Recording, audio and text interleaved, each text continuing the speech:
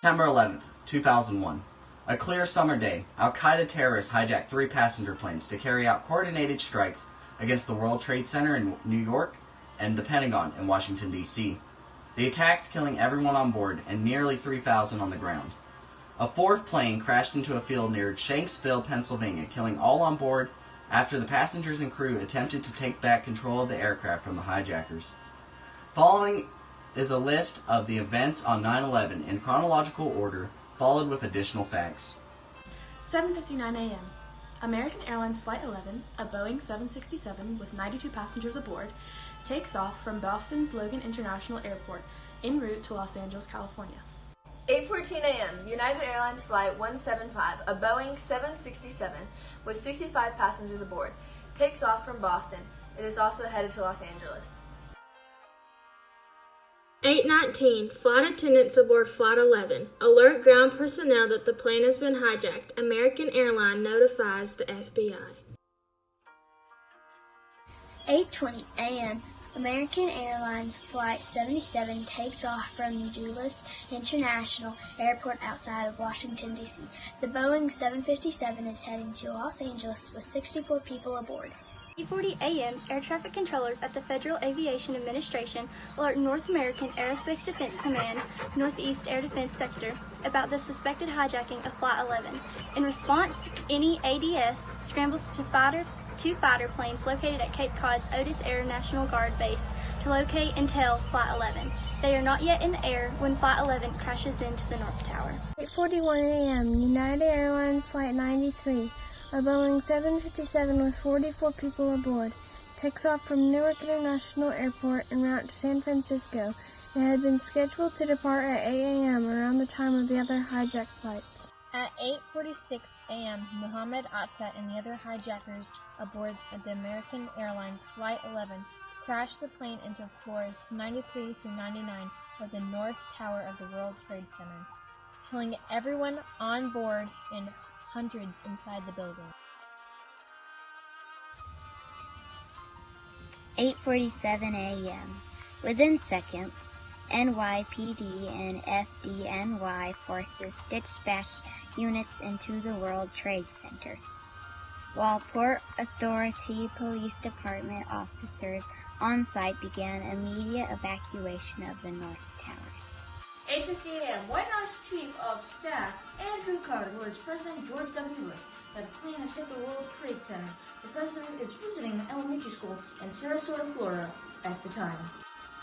9:02 a.m.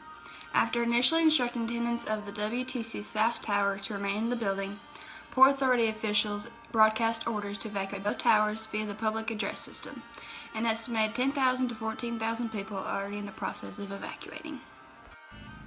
Hijackers crashed United Airlines Flight 175 into floors 75 to 85 of the World Trade Center South Towers, killing everyone on board and hundreds inside the building.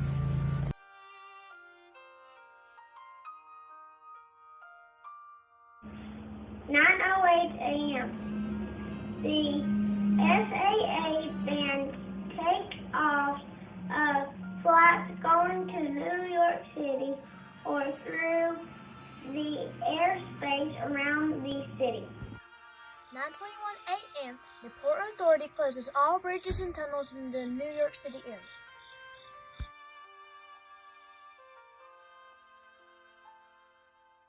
9:24 a.m. the FAA notified needs of the suspected hijacking of Flight 77 after some passengers and the crew aboard are able to alert family members on the ground.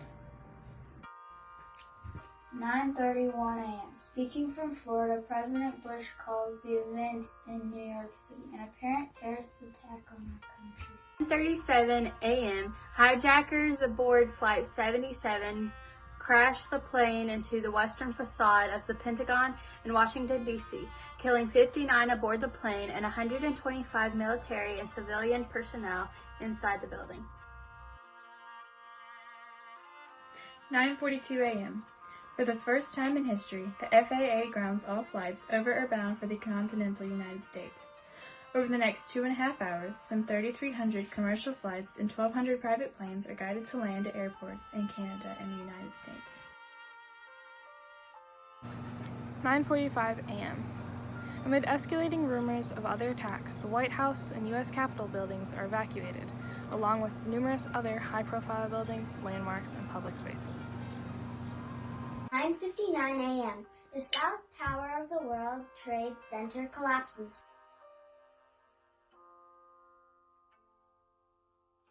10:07 a.m. After passengers and crew members aboard the hijacked Flight 93 contact friends and family and learn about the attacks in New York and Washington, they mount an attempt to retake the plane. In response, the hijackers deliberately crashed the plane into a field in Somerset County, Pennsylvania, killing all 40 passengers and crew aboard. 10:28 a.m. The World Trade Center's North Tower collapses, 102 minutes after being struck by Flight 11. At 11 a.m., Mayor Rudolph Giuliani calls for the evacuation of Lower Manhattan south of Canal Street, including more than 1 million residents, workers, and tourists, as efforts continue throughout the afternoon to search for survivors at the World Trade Center site. 5:20 p.m. The 47-story World Trade Center collapses after burning for hours. The building had been evacuated in the morning, and there are no casualties, though the collapse forces rescue workers to flee for their lives. It is the last of the Twin Towers to fall. 8:30 p.m., President Bush addresses the nation calling the attacks evil, despicable acts of terror and declaring that America, its friends, and allies would stand together to win the war against terrorism. A total of 2,996 people were killed in the 9/11 attacks, including the 19 terrorist hijackers aboard the 4 airplanes. Citizens of 78 countries died in New York, Washington, D.C., and Pennsylvania. At the World Trade Center, 2,763 died after the 2 planes crashed into the Twin Towers. This number includes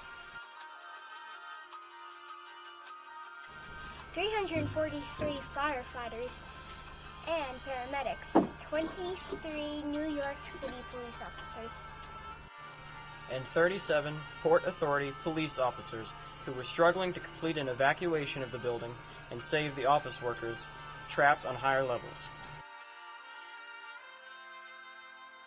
At the Pentagon, 189 people were killed, including 64 on American Airlines Flight 77, the airliner that struck the building. Flight 93, 44 people died when the plane crash landed in Pennsylvania.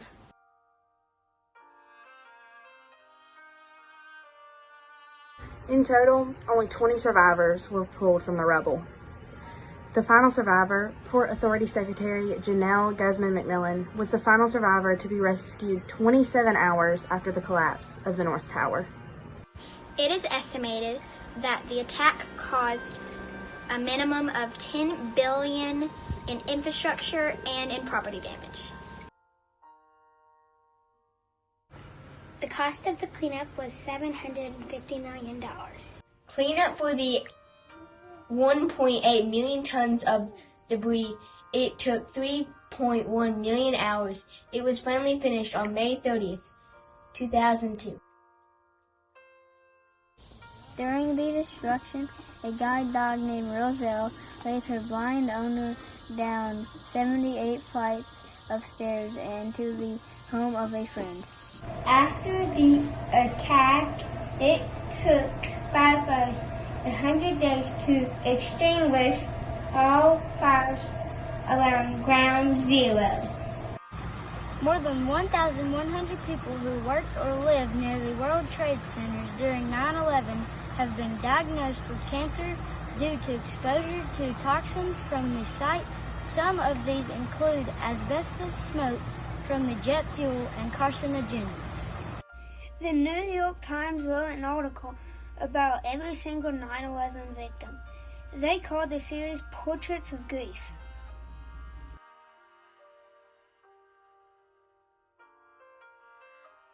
Over 100 search and rescue dogs were deployed to help find survivors in the rubble of the towers.